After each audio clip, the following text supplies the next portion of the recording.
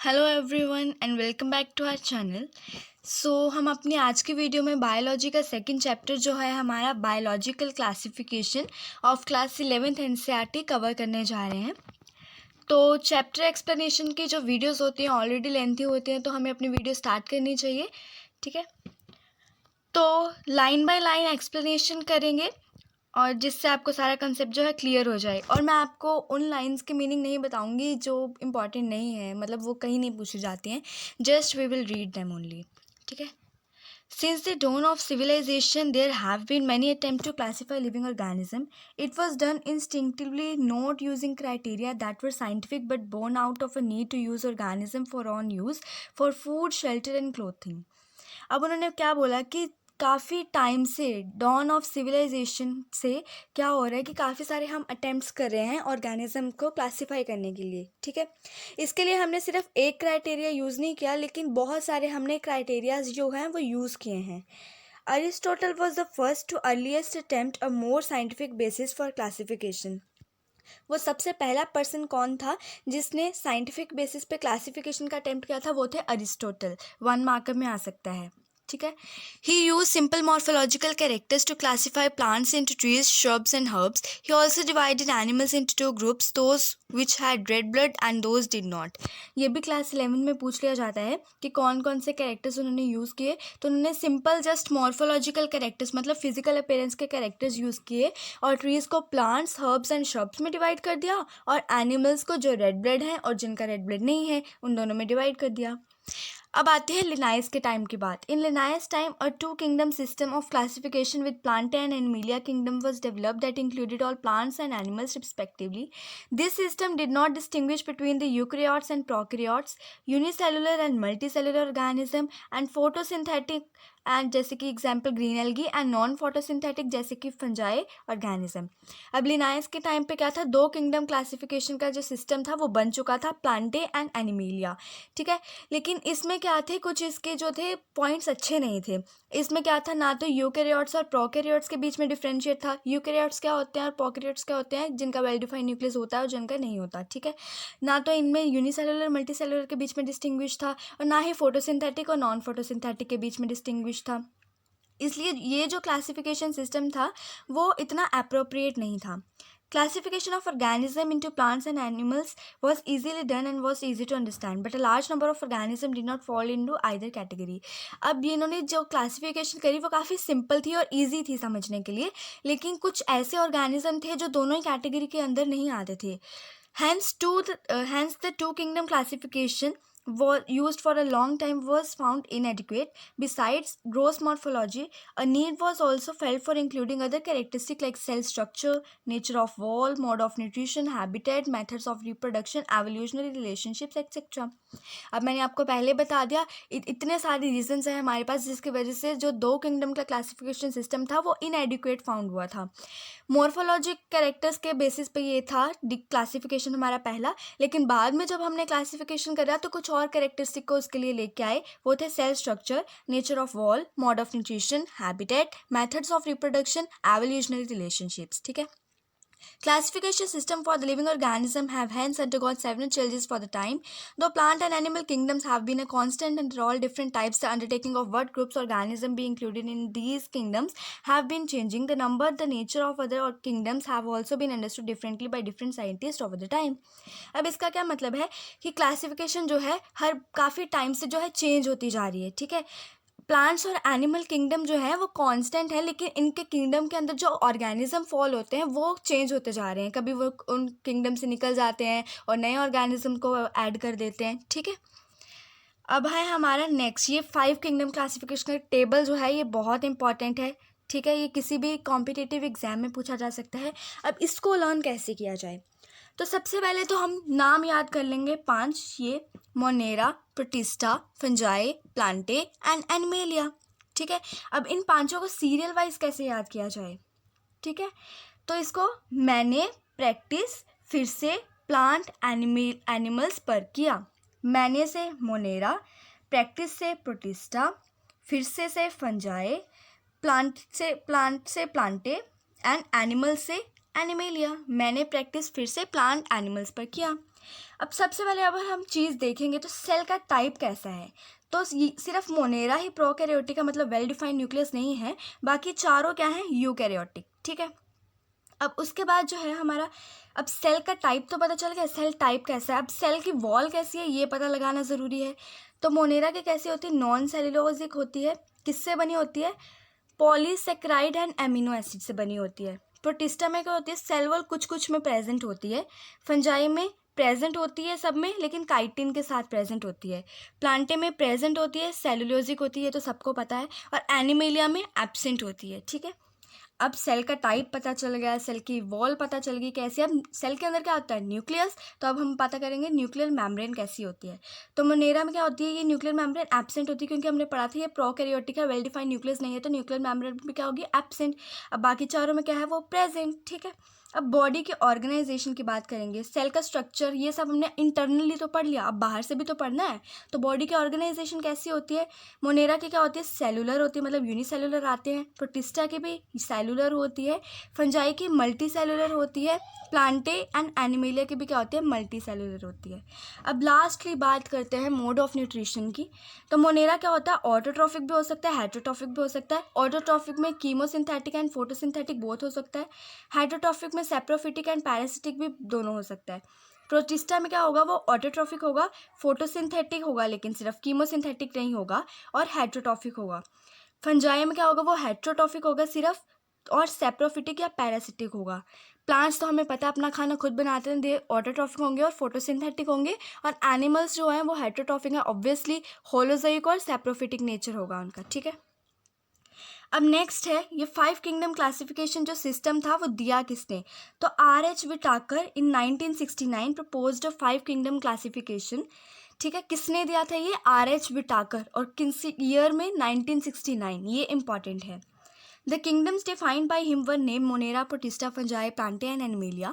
The main criteria for classification used by him include cell structure, body organization, mode of nutrition, reproduction, and phylogenetic relationships.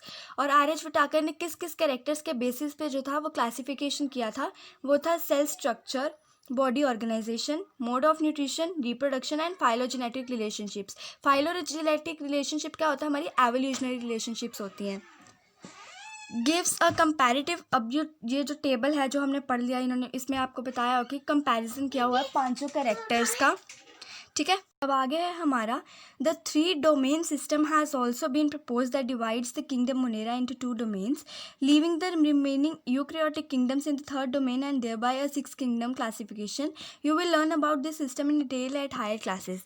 अब क्या है, एक 3 domain system है जिसमें जो kingdom Monera है उसको 2 डोमेन्स में, मतलब 2 पार्ट्स में डिवाइड किया हुआ है, और जो एक यूकैरियोटिक किंगडम्स है वो पीछे रह जाता है, और उसका एक 6 किंगडम क्लासिफिकेशन जो है वो सिस्टम बना हुआ है। लेकिन इसके बारे में हम जो है अपनी हायर क्लासेस में पढ़ेंगे। ठीक है, let us look at this 5 kingdom classification to understand the issues and considerations that influence the classification system. अब ये कुछ आपको पॉइंट्स बताना चाहते हैं जिसकी वजह से हमने जो पुरानी हमारी क्लासिफिकेशन सिस्टम थी उसको क्यों चेंज करना पड़ा। Earlier classification system includes bacteria, blue-green algae, fungi, mosses, ferns, and gymnosperms and the angiosperms under plants. पहली जो क्लासिफिकेशन थी उसमें क्या था, ये जो हमारी ब्लू ग्रीन एल्गी है, बैक्टीरिया है, फंजाई है, मोसिस है, फॉन्स है, जिम्नोस्पर्म्स, एंजियोस्पर्म, इन सबको प्लांट्स में डाल दिया, सब कुछ मिक्सअप कर दिया। The character that unified this whole kingdom was that all the organism included had a cell wall in their cells. और किसके बेसिस पे इन सबको इन्होंने प्लांट्स के अंदर डाल दिया कि सब में भाई सेल वॉल है, चलो डाल दो इसको इसके अंदर। This placed together groups which was widely different in other characteristics. It brought together the prokaryotic bacteria and the blue-green algae, cyanobacteria, with other groups which were eukaryotic. It also grouped together a unicellular organism and the multicellular organism. For example, Chlamydomonas and Spirogyra were placed under algae. The classification did not differentiate between the heterotrophic group, fungi, and the autotrophic green plants, though they also showed a characteristic difference in their wall composition. The fungi had chitin in their cell wall. अब क्या था, हमने सबको mix up करके डाल तो दिया कि सब में भाई सेल वॉल है तो चलो मुँह उठा के डाल दो, लेकिन ऐसा नहीं था। क्यों, क्योंकि ब्लू ग्रीन इसमें क्या हुआ, काफ़ी सारी प्रॉब्लम्स जो थी वो अराइज होगी। प्रोकैरियोटिक बैक्टीरिया जो थे, जैसे कि हमारा, और जो साइनोबैक्टीरिया, ठीक है, इस सबको जो और बाकी जितने यूकेरियोटिक थे, मतलब सिंपल सी बात है, प्रोकैरियोटिक और यूकेरियोटिक को एक ग्रुप में डाल दिया। अब फोटोसिंथेटिक और नॉन फोटोसिंथेटिक्स में भी कोई डिफ्रेंशिएट नहीं रहा, यूनिसेलुलर मल्टीसेलुलर एक के अंदर ही आ गए। और बस क्या था इसमें कि सेल वॉल, भाई सेल वॉल है सब में तो डाल दो, जबकि हमारी फंजाई में भी जो है सेल वॉल में डिफरेंस है। प्लांट्स की क्या होती है, सेलुलोजिक होती है, लेकिन फंजाई की किससे बनी होती है, काइटिन से बनी होती है। तो ये जो क्लासिफिकेशन सिस्टम था भाई, ये तो सही नहीं था, क्योंकि सब कुछ क्या हो गया इसमें, मिक्सअप हो गया। When such characteristics were considered, the fungi were placed in a separate kingdom, kingdom fungi. All prokaryotic organisms were grouped together under kingdom Monera, and the unicellular eukaryotic organisms were placed in the kingdom Protista. अब किसी समझदार ने बताया भाई ये तो सब कुछ मिक्स हो गया, अब ये तो ऐसे चलने वाला नहीं है। तो क्या था फिर, किंगडम फंजाई के लिए एक नया जो किंगडम था वो बनाया गया, जिसमें सिर्फ फंजाई थी। जितने प्रोकैरियोटिक ऑर्गेनिज्म थे उसको हमने डाल दिया किंगडम मोनेरा में, और जितने जो यूनिसेलुलर यूकैरियोटिक्स ऑर्गेनिज्म थे उसको हमने डाल दिया किंगडम प्रोटिस्टा में। Kingdom protista has brought together Chlamydomonas and chlorella, earlier placed in algae with plants and both having cell walls, with paramecium and amoeba which were earlier placed in the animal kingdom which lack cell wall. It has pushed together organisms which in earlier classification were placed in different kingdoms. कहने का साफ साफ मतलब ये है कि kingdom protista में कुछ ऐसे ऑर्गेनिज्म एक ही ग्रुप में आ गए जो पहले अलग अलग ग्रुप्स में थे, डिवाइडेड थे, ठीक है। This happened because the criteria for the classification changed. These kind of changes will take place in the future too, depending on the improvement in our understanding of characteristic and evolutionary relationships. Over time, an attempt has been made to evolve a classification system which reflects not only the morphological, physiological, and reproductive similarities, but is also phylogenetic, that is, it is based on evolutionary relationships. अब उनके कहने का मतलब क्या है, ये ऐसा क्यों हुआ, चेंज क्यों हो गया ऑर्गेनिज्म, क्योंकि क्लासिफिकेशन का सिस्टम चेंज हुआ, और ये आगे भी होता रहेगा, जैसे जैसे हमारी नॉलेज बढ़ती जाएगी क्लासिफिकेशन का जो सिस्टम है वो भी चेंज होता रहेगा। अब इस चैप्टर में हम क्या पढ़ने वाले हैं, इन पांचों किंगडम्स के बारे में ब्रीफली पढ़ने वाले हैं, ठीक है। तो शुरू करते हैं किंगडम मोनेरा से।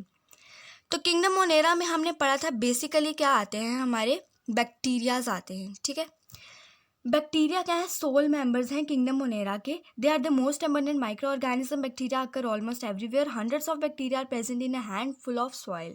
अब जो बैक्टीरिया है वो काफ़ी अबंडेंट ऑर्गेनिज्म है, माइक्रो ऑर्गेनिज्म है जो नेकेड आई से हमें नहीं दिखते हैं, हर जगह ये प्रेजेंट है। और अगर हम एक मुट्ठी भी मिट्टी भरेंगे ना तो उसमें भी पता नहीं हज़ारों 100 के बराबर जो बैक्टीरिया हैं वो हमें प्रेजेंट मिलेंगे। ये जो है बैक्टीरिया जो है वो एक्सट्रीम हैबिटेट्स में भी जो है वो सर्वाइव कर, जैसे कि hot spring, desert, snow and deep oceans, जहाँ पे बाकी जो लाइफ फॉर्म्स है वो काफ़ी कम सर्वाइव कर पाती हैं। Many of them live in और अदर ऑर्गेनिज्म एज पैरासाइट। जैसे हमने पढ़ा था पैरासिटिक जो न्यूट्रिशन होता है हमारा, उसमें क्या होता है कि वो बॉडी के ऊपर रहेंगे या बॉडी के अंदर रहेंगे ऑन होस्ट, ठीक है, फॉर देयर न्यूट्रिशन। तो ये बैक्टीरिया वैसे भी रह सकते हैं। अब बैक्टीरिया को हमने 4 कैटेगरीज में डिवाइड करा on the basis of their shape. सबसे पहली शेप जो है वो राउंड है, उसको क्या बोलते हैं, स्पेरिकल शेप्ड कोकस, और इसका प्लूरल क्या होगा, कोकाई। रोड शेप बैसिलस, जिसका प्लूरल क्या होगा, बैसिली। कोमा शेप्ड विब्रियम, जिसका प्लूरल क्या होगा, vibrio. And the spiral shaped spirilla, ठीक है, ये ऐसे स्पाइरल शेप्ड होगा। और स्पिरिला के क्या होते हैं, यहाँ फ्लैजिला होते हैं जो मूवमेंट के हेल्प करते हैं, ठीक है। अब उसके आगे क्या है, though the bacteria structure is very simple, they are very complex in behaviour compare to many other organism. Bacteria as a group show the most extensive metabolic diversity. Some of the bacteria are autotrophic, that is they synthesise their own food from inorganic substrate. They may be photosynthetic autotrophic or chemosynthetic autotrophic. The vast majority of bacteria are heterotrophic, that is they depend on other organism और on decaying organic matter for food. अब उन्होंने बताया bacteria जितना दिखने में simple है ना, उसके बिहेवियर में वो उसको समझना उतना ही कॉम्प्लेक्स है। अगर हम उसे बाकी ऑर्गेनिज्म से कंपेयर करें तो बैक्टीरिया के क्या है, मेटाबॉलिक डाइवर्सिटी बहुत ज़्यादा है। कुछ जो बैक्टीरिया वो ऑटोट्रॉफिक है, उसमें फोटो ऑटोट्रॉफिक भी हैं, कीमो ऑटोट्रॉफिक भी हैं। कुछ जो हैं वो काफ़ी सारे जो हैं वो हेटेरोट्रॉफिक है, वो उनको किसी और पे डिपेंड रहना पड़ता है अपने न्यूट्रिशन के लिए। अब आर्कियोबैक्टीरिया की बात करते हैं, ठीक है। Archaebacteria, these bacteria are special since they live in some of the most harsh habitats such as extremely salty areas, halophiles, hot spring thermoacidophiles and marshy areas, methanogens.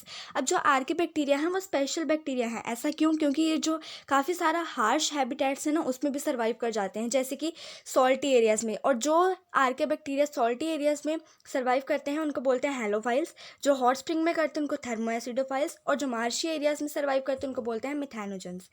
आर्के bacteria जो है वो अदर बैक्टीरिया से different है क्योंकि इसकी cell wall जो structure है cell wall का वो डिफरेंट है, और यही एक फीचर है जो रिस्पॉन्सिबल है उनके सर्वाइवल का इन एक्सट्रीम कंडीशंस में। अब मिथेनोजेंस जो है एक आर्के बैक्टीरिया है जो कि मार्शी एरियाज में सर्वाइव कर जाते हैं।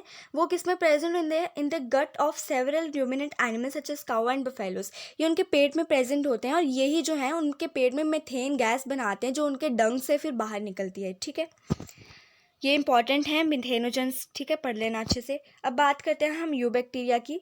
देर are thousand of different eubacteria और ट्रू बैक्टीरिया। यूबैक्टीरिया को हम क्या बोलते हैं? ट्रू बैक्टीरिया, अनदर नेम है ये इनका। They are characterized by the presence of rigid cell wall and if motile of flagellum. अगर तो वो मोटाइल नहीं होंगे, मतलब मूवमेंट नहीं कर पाएंगे, तो उनकी सेल वॉल क्या होगी? रिजिड होगी।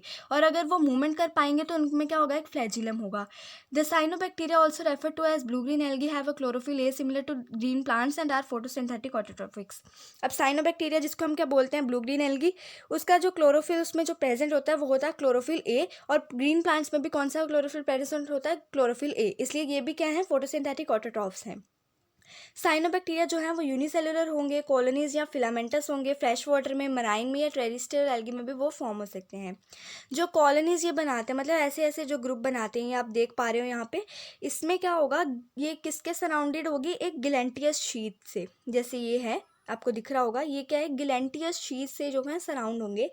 दे often form blooms in polluted water body. Some of these organism can fix atmospheric nitrogen in specialised cell called heterocytes. ये बहुत इंपॉर्टेंट है कि कुछ जो हमारी यू बैक्टीरिया हैं वो एटमॉस्फेरिक नाइट्रोजन फिक्स करने में हमारी हेल्प करते हैं इन देयर स्पेशलाइज सेल, और सेल का नाम क्या है? हेटेरोसाइट्स। और इसकी एग्जांपल दे रही है यू बैक्टीरिया की नोस्टॉक एंड एनेबेना। अब जो कुछ कीमोसिंथेटिक ऑटोट्रॉफिक बैक्टीरिया हैं जो यू बैक्टीरिया के अंदर आते हैं, वो इनऑर्गेनिक सब्सटेंस को क्या करते हैं? ऑक्सीडाइज करके नाइट्राइट्स, नाइट्रेट्स एंड अमोनिया में कन्वर्ट कर देते हैं, और जो रिलीज होती है एनर्जी उनको एटीपी प्रोडक्शन में यूज़ कर देते हैं। और इनका रोल क्या होता है? ये रिसाइकलिंग में हेल्प करते हैं of nutrients like nitrogen, phosphorus, iron and sulphur. ये भी इंपॉर्टेंट है कि कीमोसिंथेटिक ऑटोट्रॉफ्स जो हैं वो किस चीज़ में रोल प्ले करते हैं। अब नेक्स्ट हमारा heterotrophic bacteria are most abundant in nature. The majority are important decomposers. Many of them have a significant impact on human affairs. अब जो कुछ हमारे यू बैक्टीरिया, हेटेरोट्रॉफिक बैक्टीरिया जो हैं वो क्या करते हैं? ह्यूमन अफेयर्स में भी हेल्पफुल होते हैं। They are helpful in making curd from milk. Lactobacillus bacteria आपने सुना होगा, कर्ड को मिल्क में कन्वर्ट करता है। Production of antibiotics, Penicillium. ठीक है, ये बैक्टीरिया जो है एंटीबायोटिक्स में हेल्प करता है प्रोड्यूस करने में। Fixing nitrogen in legume roots as etcetera. Some are pathogens causing damage to human beings. अब कुछ अच्छे हैं तो कुछ बुरे भी हैं। पैथोजेंस मतलब डिसीज कॉजिंग बैक्टीरियाज, और इनकी वजह से क्या होता है? Cholera, typhoid, tetanus, citrus, canker, ये जो डिसीजेज हैं ये प्रोड्यूस हो जाते हैं। Bacteria reproduce mainly by fission. अब जो बैक्टीरिया है वो मेनली तो फिजन से ही रिप्रोड्यूस करता है, लेकिन कुछ बार जब वो अनफेवरेबल कंडीशंस के अंदर आता है तो वो स्पोर्स प्रोड्यूस करता है। और बैक्टीरिया जो है वो सेक्शुअल रिप्रोडक्शन से भी क्या है? प्रोड्यूस करता है by adopting a primitive type of DNA transfer. DNA transfer होता है, फिर ये सेक्शुअली भी रिप्रोड्यूस करता है। The mycoplasma are organism that completely lack a cell wall. अब माइकोप्लाज्मा की बात करी है, इनमें जो सेल वॉल बिल्कुल नहीं होती, और ये सबसे स्मॉलेस्ट लिविंग सेल्स हैं जो अभी तक हमें पाए गए हैं। ये इंपॉर्टेंट है, ये ऑक्सीजन के बिना भी सर्वाइव कर सकते हैं और स्मॉलेस्ट लिविंग सेल्स हैं। Many mycoplasmas are pathogenic in animals and plants. और काफ़ी सारे माइकोप्लाज्मा जो हैं वो क्या है? डिसीज़ कॉज करते हैं ना, एनिमल्स एंड प्लांट्स, पैथोजेनिक है। अब है हमारा किंगडम प्रोटिस्टा। अब जितने भी सिंगल सेल्ड यूकैरियोट्स हैं वो प्रोटिस्टा के अंदर आते हैं, ये हम पहले ही पढ़ चुके थे। But the boundaries of this kingdom are not well defined. ठीक है, अब इसमें और तो कुछ इंपॉर्टेंट है नहीं। जो इसके अंदर हम क्या पढ़ेंगे? Chrysophytes, dinoflagellates, euglenoids, slime moulds and protozoans. ठीक है, अब इसमें जो प्रोटिस्टा के मेंबर्स होते हैं वो क्या होते हैं? एक्वेटिक होते हैं मोस्टली। ठीक है, अब being eukaryotes the protistan cell body contain a well defined nucleus. Well defined nucleus होता है, बाकी मेम्ब्रेन बाउंड ऑर्गेनेल्स भी इसमें प्रेजेंट होती हैं। कुछ प्रोटिस्टास में क्या होंगी? फ्लैजेला होंगी फॉर मूवमेंट, एंड कुछ में क्या होगी? सीलिया होगी। ठीक है, प्रोटिस्टा जो है वो एसेक्सुअली भी रिप्रोड्यूस करते हैं, सेक्सुअली भी रिप्रोड्यूस करते हैं। ठीक है, अब सबसे पहले हम पढ़ेंगे क्राइजोफाइट्स। तो क्राइजोफाइट्स में मेनली क्या आता है? हमारा डायटम्स एंड गोल्डन एल्गी, जिसको हम क्या बोलते हैं? डेस्मिड्स बोलते हैं। ये जो है फ्रेश वाटर और मेराइन एनवायरनमेंट दोनों में फाउंड होते हैं। ये बहुत माइक्रोस्कोपिक होते हैं, माइक्रोस्कोप में ही दिखते हैं, और ये वाटर के ऊपर ही फ्लोट करते हैं, जिसको हम बोलते हैं plankton. Most of them is photosynthetic, ये काफ़ी मोस्टली जो इनकी हैं ये फोटोसिंथेटिक होते हैं। डाई एटम्स में क्या होता है, जो इनकी सेल वॉल होती है ना वो ऐसे ओवरलैप करके एक शेल की तरह होती है, जो किससे बना होता है, सिलिका से बना होता है। सिलिका से बने इसकी वजह से वो जो है वो डिस्ट्रक्टेबल नहीं है, ठीक है, वो डिस्ट्रॉय नहीं होता। उस काफ़ी सालों के बाद जो है वो एक्यूमुलेशन होके वो क्या डायएटमशियस अर्थ बना देगी। और ये जो मिट्टी होती है ये काफ़ी ग्रिटी होती है, इसकी वजह से किस में यूज़ होती है, polishing, filtration of oils and syrups, ठीक है। और डायएटम्स जो होते हैं वो चीफ प्रोड्यूसर्स होते हैं इन द ओशंस, ये आपको याद करना है। डायएटमिशियस अर्थ क्या होती है और चीफ प्रोड्यूसर्स कौन है, डायएटम्स, ठीक है। नेक्स्ट है हमारा डायनोफ्लैजिलेट्स। तो नाम से ही पता चल रहा है डायनोफ्लैजिलेट्स मतलब दो फ्लैजिला होंगे उनमें। ये जो है मोस्टली मेराइन और फोटोसिंथेटिक होते हैं। ये येलो भी दिखने में होंगे, ग्रीन होंगे, ब्राउन होंगे, ब्लू होंगे, रेड होंगे। ये डिपेंड करता है इनके सेल के पिगमेंट कैसा है, किस कलर का पिगमेंट है। जो सेल वॉल होगी इनकी वो स्टिफ होगी और इनमें क्या होंगे, मोस्टली दो फ्लैजिला होंगे, एक ऐसे लॉन्जिट्यूडनली होगा, एक ऐसे ट्रांसवर्सली होगा, ठीक है। जो रेड डायनोफ्लैजिलेट्स होते हैं जिसको हम क्या बोलते हैं, गोनियोलेक्स, ये जो है इतनी रैपिडली मल्टीप्लाई हो जाता है, मतलब बहुत ज़्यादा नंबर में इतनी जल्दी इंक्रीज़ हो जाता है कि पूरा सी जो है वो रेड दिखने लग जाता है, जिसको हम बोलते हैं रेड टाइड्स। और जो भी ये टॉक्सिन जो रिलीज़ करता है इसकी वजह से क्या है, मेराइन एनिमल्स जो हैं वो किल हो जाते हैं, मतलब मारे जाते हैं, सच एज फिशेस, ठीक है। नेक्स्ट है हमारे euglenoids. Majority of them are fresh water organism found in stagnant water. इनमें से ज़्यादा क्या होता है, फ्रेश वाटर ऑर्गेनिज्म होते हैं। इनके पास सेल वॉल नहीं होती, इनके पास एक प्रोटीन से भरी एक लेयर होती है जिसको हम बोलते हैं पैलिकल, जो इनकी बॉडी को क्या बनाती है, फ्लेक्सिबल। ये आपको याद करना है, पैलिकल। इनके पास दो फ्लैजिला होते हैं, एक छोटा होता है, एक लंबा होता है। Though they are photosynthetic in the presence of sunlight, when deprived of sunlight, they behave like heterotroph by predating on other small organisms. Interestingly, the pigments of euglenoids are identical to those present in the higher plants, example euglena. अब euglenoids में क्या होता है, ये होते तो autotrophic है लेकिन जब इनके सनलाइट नहीं होती है इन पे तो ये क्या है, हेटरोट्रॉफिक की तरह क्या है, एक्ट करते हैं। और इसके एक आपको एग्जाम्पल दे रखी है, यूग्लिना। नेक्स्ट है हमारा slime moulds. Slime moulds are saprophytic protists. ये क्या है, सेप्रोफाइटिक होते हैं। बॉडी जो है वो डिकेइंग ट्विग्स के साथ साथ मूव करती है, ठीक है। और फिर पीछे जो है एक मटेरियल छोड़ती जाती हैं। फेवरेबल कंडीशंस के अंदर क्या होता है, ये एग्रीगेशन फॉर्म कर लेते हैं जिसको हम क्या बोलते हैं, प्लाज्मोडियम। तो प्लाज्मोडियम क्या होता है, एग्रीगेशन ऑफ स्लाइम मोल्ड्स। ये जो है फिर वो ग्रो कर जाते हैं और काफ़ी ज़्यादा स्प्रेड हो जाते हैं। लेकिन अगर कंडीशन फेवरेबल ना हो फिर क्या होता है, ये प्लाज्मोडियम जो है वो डिफ्रेंशिएट हो जाता है और फ्रूटिंग बॉडीज बना लेता है, जो इनकी टिप्स पे क्या होता है, बेरिंग स्पोर्स होते हैं। The spores possesses true walls. और स्पोर्स में क्या होती हैं, ट्रू वॉल्स होती हैं, ठीक है। They are extremely resistant and survive for many years ever under adverse condition. ये जो हैं काफ़ी रेजिस्टेंट होती हैं और ये एडवर्स कंडीशंस के अंदर भी सर्वाइव कर जाती हैं। Spores are dispersed by air conduct. और ये जो स्पोर्स फॉर्म होती है इनकी फ्रूटिंग बॉडी में, ये कैसे डिस्पर्स होती हैं, एयर के थ्रू डिस्पर्स हो जाती हैं, ठीक है। अब है हमारा लास्ट प्रोटिस्टा के अंदर जो है, protozoans. All protozoans are heterotrophs and live as predators or parasites. They are believe to be the primitive relatives of animals. There are 4 major groups of protozoans. अब प्रोटोजोआंस क्या है, हेटेरोट्रॉफ्स होते हैं और ये प्रीडेटर्स की तरह या पैरासाइट्स की तरह लिव करते हैं। और ये आपको याद करना है कि ये प्रोटोजोआंस जो है वो प्रिमिटिव रिलेटिव्स ऑफ एनिमल्स कहा जाता है इनको। अब इसमें के प्रोटोजोआन क्या है, 4 टाइप के होते हैं। First is amoeboid protozoan. These organisms live in fresh water, sea water or moist soil. They move and capture their prey by putting out pseudopodia as in amoeba. Marine forms have silica shells on their walls. Some of them such as antiamoeba are parasites.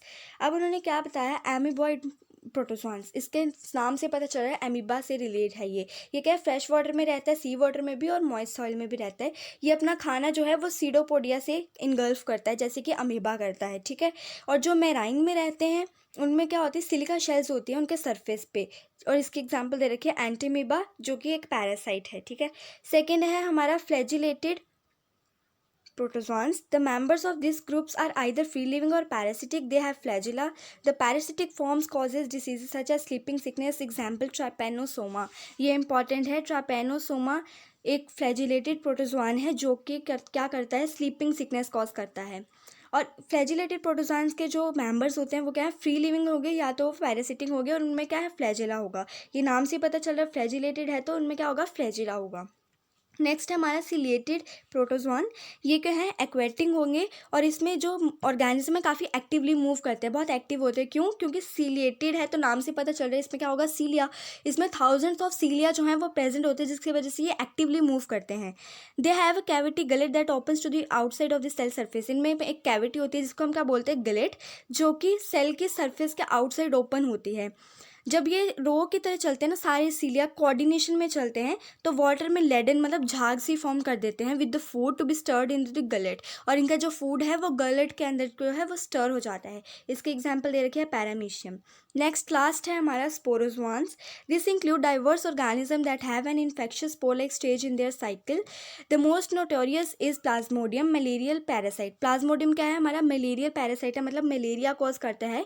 ठीक है, ये तो सबको पता है कि which has a staggering effect on human population, और human population पे मलेरिया का काफ़ी हार्मफुल इफेक्ट होता है। ठीक है, अब हमारा है नेक्स्ट किंगडम फंजाई। तो किंगडम फंजाई से हम कल से कंटिन्यू करेंगे। हमारा रह जाएगा किंगडम फंजाई, जिसके अंदर हमारा क्या क्या आएगा वो एक बार देख लेते हैं। सबसे पहले तो हम किंगडम फंजाई की रिप्रोडक्शन के बारे में पढ़ेंगे। बहुत इंपॉर्टेंट क्वेश्चन है, प्लाज्मोगामी क्या होता है, कैरियोगामी क्या होता है, हैप्लॉइड सेल क्या होता है, डिप्लॉइड सेल क्या होता है, ये पढ़ना बहुत इंपॉर्टेंट है। उसके बाद हम पढ़ेंगे साइकोमाइसाइट्स, एस्ट्रोमाइसाइट, बेसिडियोमाइसाइट्स एंड डिटोरोमाइसाइट्स। ठीक है, उसके बाद किंगडम प्लांटे हमारा छोटा सा है, जल्दी से कवर हो जाएगा। किंगडम एनिमेलिया भी जल्दी कवर हो जाएगा क्योंकि इसको तो हम 9-10 से पढ़ते आ रहे हैं। और लास्ट में हम जो ऑर्गेनिज्म इन 5 ग्रुप्स के अंदर नहीं आते, जैसे वायरस, वायरॉइड्स, इनके बारे में पढ़ेंगे। ठीक है, तो ये टॉपिक जो है हमारा कल की वीडियो में कवर हो जाएगा। So if you are like my video, please subscribe to my channel, press the like button and the notification icon for the recent updates and share this video as much as possible, क्योंकि हम आपके लिए आगे भी ऐसी ही videos लेते आएंगे tricks के साथ, और आपको इजी एक्सप्लेनेशन की जाएगी line to line. Thank you, जय हिंद।